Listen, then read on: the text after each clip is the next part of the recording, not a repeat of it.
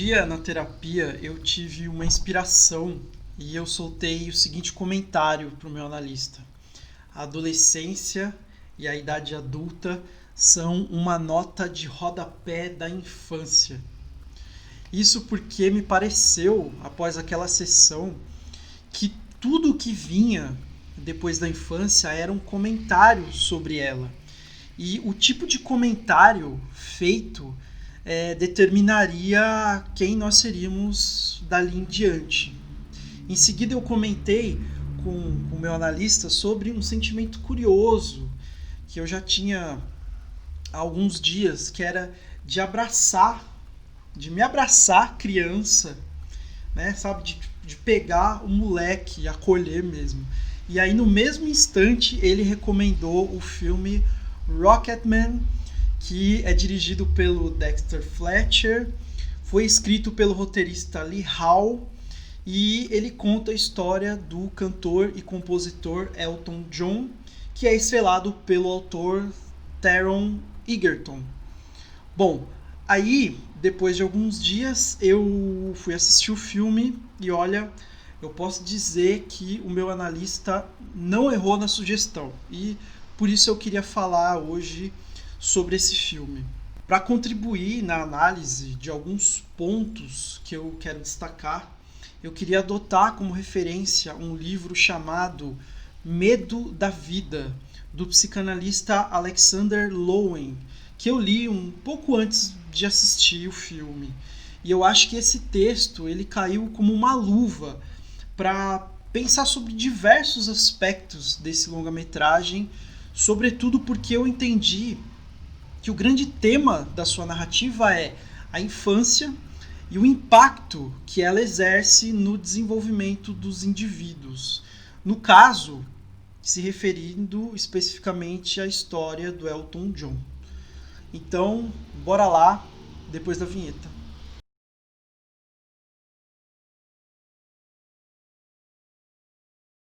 Rocketman conta a história do cantor e compositor Elton John a partir de uma perspectiva bem interessante. É a partir das tensões encontradas no arranjo familiar do artista que a história vai se desenrolando e demonstrando como se deu a construção da sua personalidade.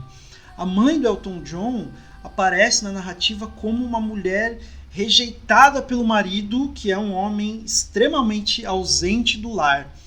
Ela não faz mais do que cobrar o amor desse homem, mas é tudo em vão. O filme não deixa claro como isso tem início, mas a gente pode entender que talvez tenha ocorrido uma gravidez indesejada que causou ou agravou uma crise no relacionamento dos dois, fazendo com que assim o marido então ele tenha se sentido definitivamente preso àquela relação, né, que já não deveria ser muito interessante para ele e, portanto, ele tenha rejeitado não só a esposa, mas também o filho. E é por isso, talvez, que a mãe do Elton acaba culpando o próprio filho por tudo isso. Inclusive pelo fato do marido, em certa altura, abandonar a família ao descobrir que foi traído por ela. A mãe do cantor faz questão de afirmar, lá pela segunda metade do filme, que ela abriu mão de muitas coisas por ele, inclusive do marido, então responsabilizando, portanto, a criança. Parece que a relação com o pai é um ponto interessante para entender a construção da sexualidade do cantor. O menino Reginald Kenneth Dwight, nome de registro do cantor, ele faz de tudo para conseguir o amor do pai, mas assim como a mãe, é tudo em vão. O seu interesse pela música parece surgir inspirado no gosto que o pai tinha pelos discos de jazz. E a primeira coisa que o menino faz quando começa a aprender piano é tentar tocar para o pai. Seria então assim uma forma de agradá-lo, dado que o pai era alguém que apreciava a música. Inclusive ele foi músico. No entanto, cada tentativa do menino de conseguir o amor do genitor revelava uma nova frustração. Agora eu queria colocar uma pergunta. depois das constantes frustrações, por que o menino Reggie Dwight simplesmente não desistiu?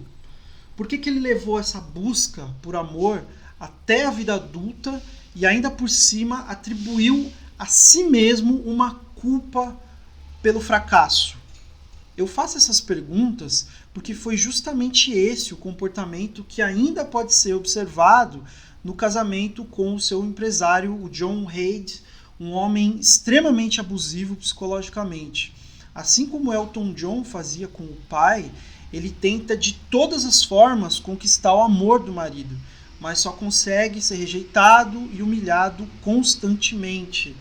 Mesmo após ter conseguido se separar do John Reid, o artista ainda o mantém como empresário e insiste em atribuir exclusivamente a si mesmo a culpa pelos fracassos afetivos experimentados. É como você carregar uma pedra muito pesada, se culpar pelo fato dela ser pesada e continuar caminhando com ela nas costas. Só que nessa imagem, aquele que carrega a pedra tem a responsabilidade na escolha entre carregá-la ou não, mas não tem culpa pelo peso do objeto. Então, culpa aqui é uma palavra-chave. Em outras palavras, o menino Reggie Dwight continua repetindo com outros homens a postura que ele tinha com o pai. Ele cobra amor, não recebe, se responsabiliza por isso e, portanto, não se aceita e segue esse destino. O indivíduo que apresenta esse tipo de comportamento, segundo Alexander Lowen, revive o desespero de achar que viver é unicamente lutar pela sobrevivência. Então, sobreviver o que seria? Seria ser aceito pelos genitores e não descartado pelos mesmos. Essa sobrevivência ela é compreendida pela pessoa neurótica como uma conquista que só pode ocorrer por meio de um processo de anulação e culpa constantes. E olha o que mais o Alexander Lowen fala sobre esse tipo de comportamento repetitivo da busca pelo amor dos pais, posteriormente projetado nos relacionamentos que aparecem na vida adulta. Depois de ter aceitado o desespero, o paciente está em condição de compreender a origem dessa sensação. Talvez consiga relacionar o desespero à sua vivência de criança de não ter ninguém que respondesse a seus anseios com amor ou a sua dor com simpatia. Pode ter se sentido terrivelmente solitário, com uma profunda sensação de mágoa, desanimado em conseguir o amor e a solidariedade que desejava tão desesperadamente. Pode até ter dito para si mesmo: desista, não adianta tentar conseguir o amor deles, eles não ligam. Mas nenhuma criança pode aceitar uma situação sem esperanças e sobreviver. Ela precisa negar seu desespero, deve acreditar que o amor existe, que poderia consegui-lo se esforçasse mais para ser boa, para ser o que eles gostariam que ela fosse. Deve criar uma ilusão de que é realmente amada, mas que o amor está sendo retirado porque está fazendo alguma coisa suja ou errada. Não tem outra escolha a não ser dedicar sua energia à realização do que lhe é exigido na tentativa de provar que é digno de amor. A chave aqui seria reconhecer a origem do desespero. No entanto, enquanto isso não ocorre, a criança e posteriormente o adulto irá se culpar pela falta do amor que não foi dado pelos outros. Ela vai pensar que não é boa o suficiente e que para que possa finalmente ser amada, ela precisará se enquadrar nas exigências alheias. E o cantor permanece um bom tempo nesse estágio até finalmente conseguir compreender a origem do seu desespero e desvinculá-lo de uma ideia de culpa. Eu enxergo dois grandes divisores no filme. O primeiro ocorre quando o cantor está iniciando a sua carreira como músico de apoio de um grupo vocal de blues e em certo momento ele pergunta para o principal integrante desse grupo como ele poderia fazer para se tornar um grande astro. E a pergunta é colocada da seguinte maneira: como é que um gordinho de pinner, de óculos, chamado Red Dwight, consegue se tornar um showman? Nesse momento, o cantor recebe o pior conselho que alguém poderia receber, que é a seguinte sugestão: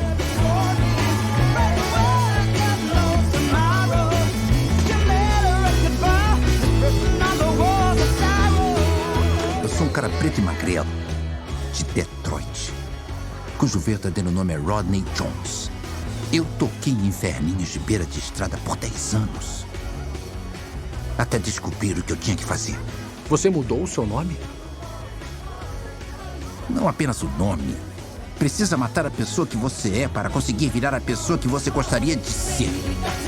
Precisa matar a pessoa que você é para se tornar a pessoa que você gostaria de ser.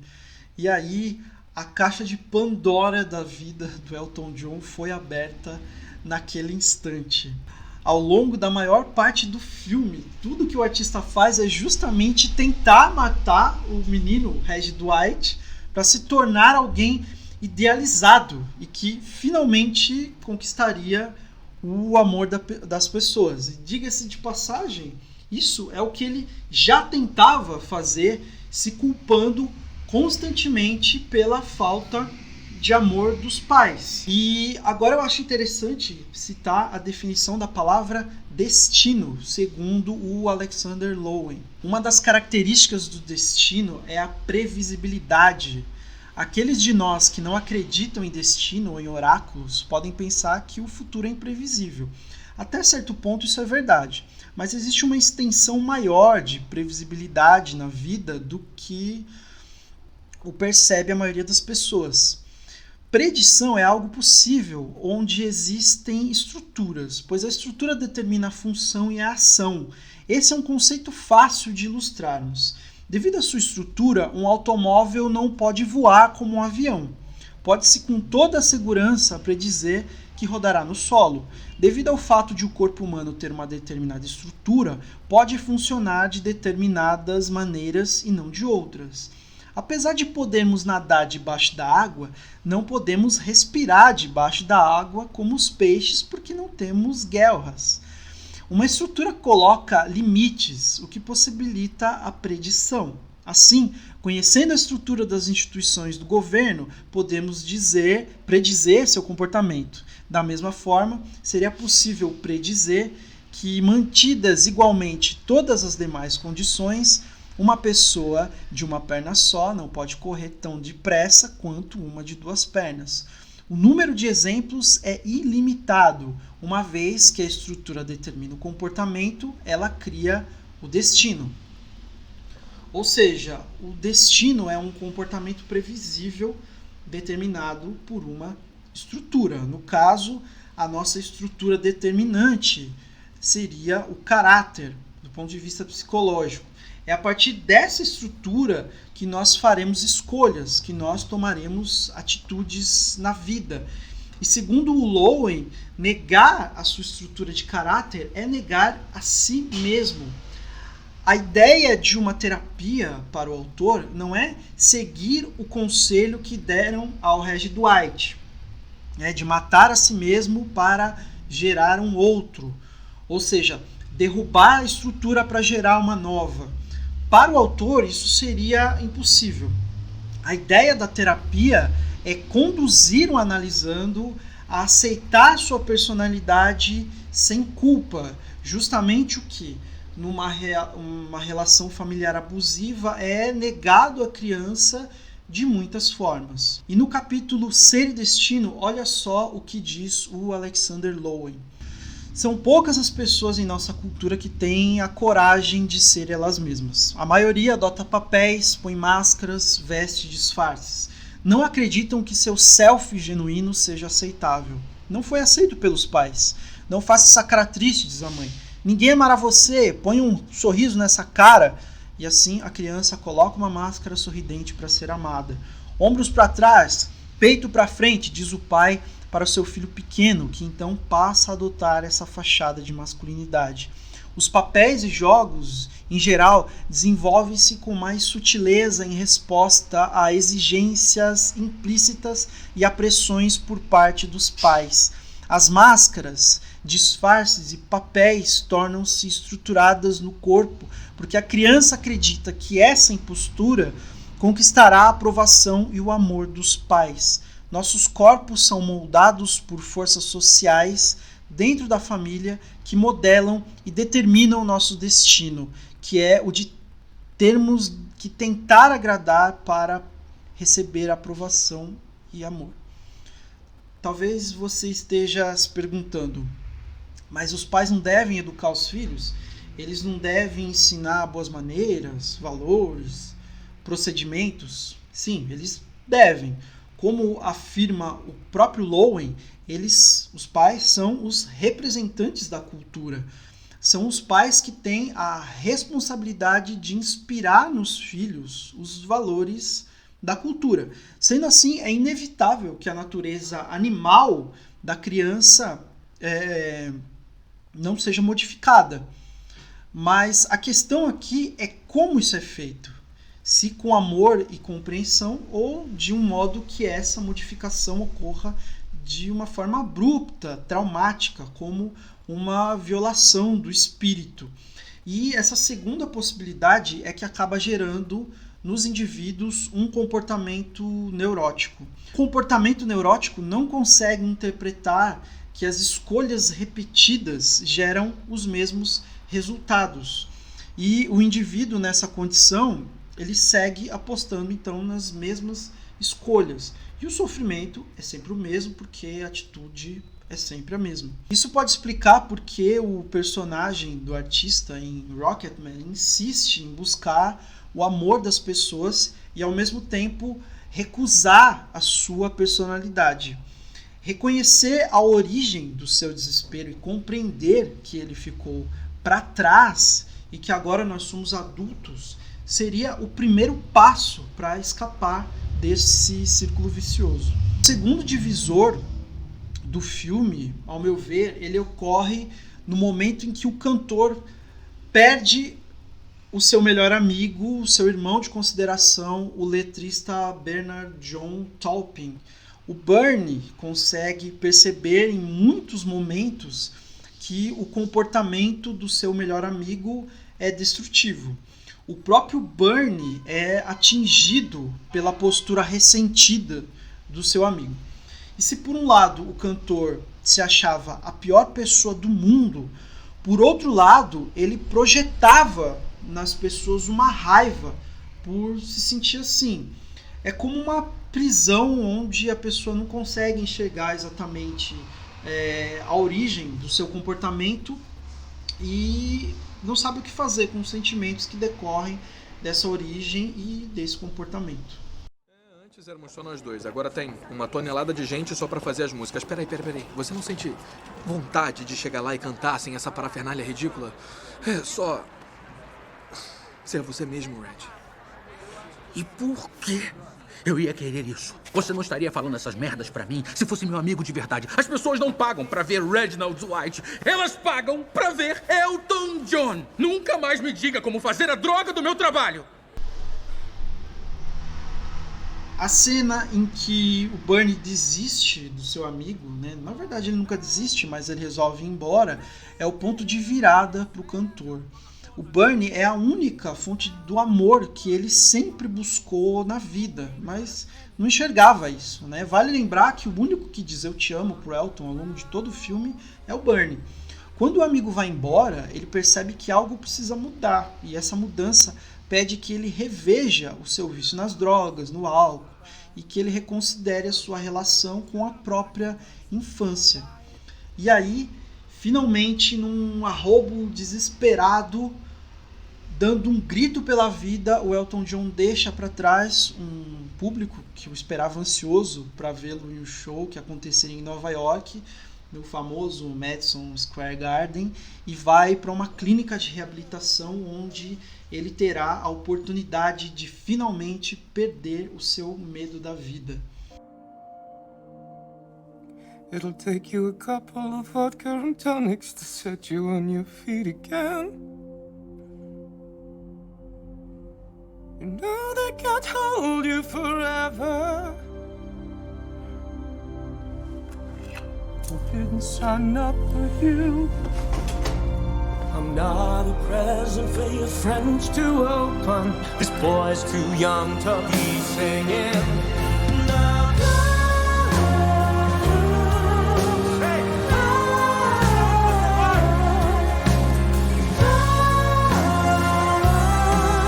So goodbye, yellow brick road, where the dark of society howl. You can't put me in your penthouse. I'm going back to my plow. Back to the hole, no down in the woods, hunting the honeyback toad. Oh, I finally decided my future lies behind the yellow brick road.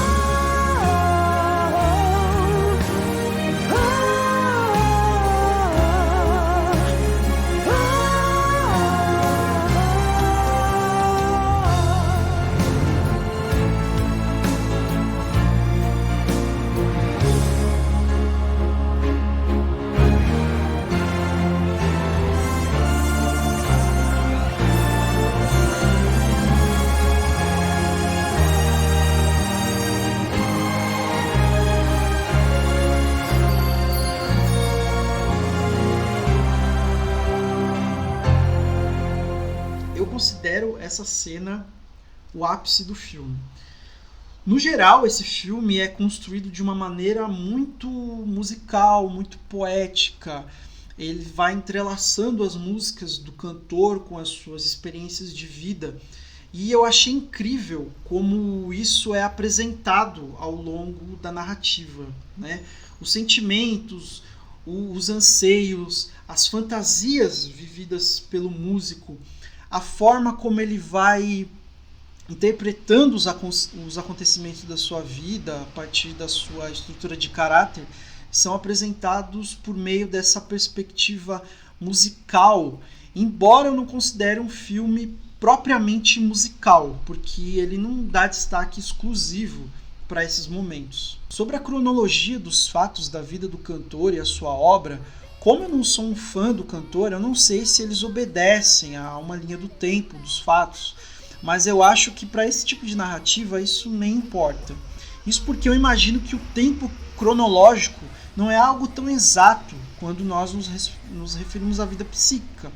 Afinal, o personagem Elton John parecia não ter rompido com o passado, mesmo sentindo o pavor da sua imagem de menino e das lembranças que acompanhavam essa imagem.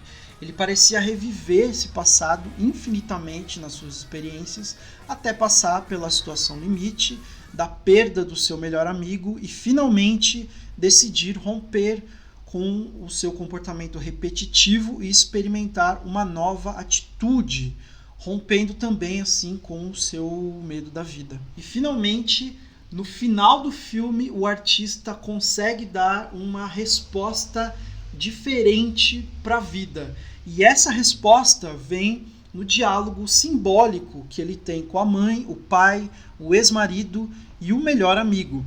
Ele rompe com o comportamento repetitivo do passado e consegue finalmente impor um limite para os pais, não permitindo mais ser tratado da maneira pejorativa como sempre ocorreu.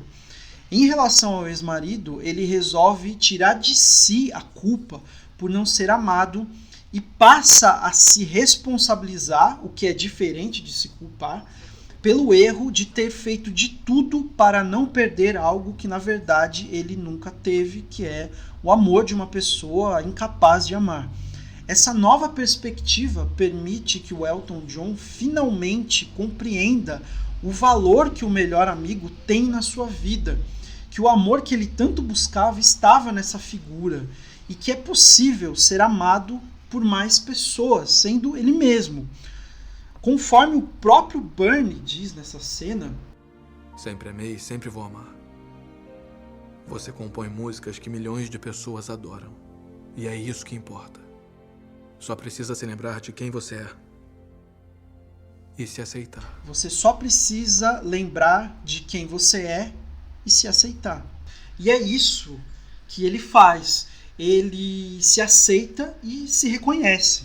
O abraço no menino Reg Dwight é a aceitação da sua estrutura de personalidade e, ao mesmo tempo, o reconhecimento de que ele não é mais aquele menino, mas um adulto que não se encontra mais amarrado aos pais, que possui independência e autonomia para fazer novas escolhas.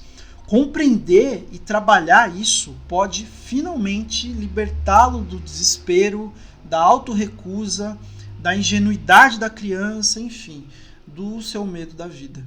Nas palavras do Alexander Lowen, se pudermos aceitar o fato de aquilo que nos amedrontava ter acontecido no passado, não necessitamos repeti-lo. Naquela ocasião éramos crianças, totalmente dependentes de nossos pais para o amor, a intimidade, o contato humano. Nossas próprias vidas dependiam deles. Agora somos adultos, independentes, no sentido de podermos nos deslocar e escolher aqueles com quem compartilharemos o amor, a intimidade, o prazer. Se abrirmos nossos corações, poderemos ser novamente magoados, mas nosso coração não se partirá. Um coração partido é causado pela sensação de traição. Como adultos, não podemos ser traídos a menos que sejamos ingênuos. Se somos ingênuos, traímos a nós mesmos, negando nosso passado. Bom, essa foi a minha análise do filme Rocketman. A minha intenção foi contribuir para engrandecer o filme. Ele teve uma importância muito grande para mim. Eu posso dizer que até o momento eu era como o Cazuza, sabe? Ou seja, aquele que dizia: meus heróis morreram de overdose, né? E de fato, os meus heróis na adolescência, né, falando dos músicos, eles acabaram, infelizmente, sucumbindo a esse medo da vida de alguma forma. E mesmo não acompanhando musicalmente o Elton John, eu posso dizer que ele veio para dar uma resposta para esses meus ídolos de adolescência e se tornar um novo herói, um arquétipo importante para mim. Assim como os meus heróis do passado, esse novo herói também é um mortal. Mas a diferença aqui ela já está dada na forma como esse herói escolherá um dia morrer. E eu acredito que essa escolha já foi feita por ele. É isso, eu espero que vocês tenham gostado. Deixem comentários se desejarem e obrigado por ficarem até o final. Beijos. Picking up the pieces of my life without you on my mind.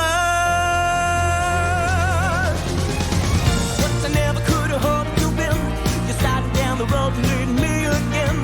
The threats you made will let to cut me down. And if my love was just a circus, you'll be a clown by now. And if I'm still standing better than I ever did, looking like a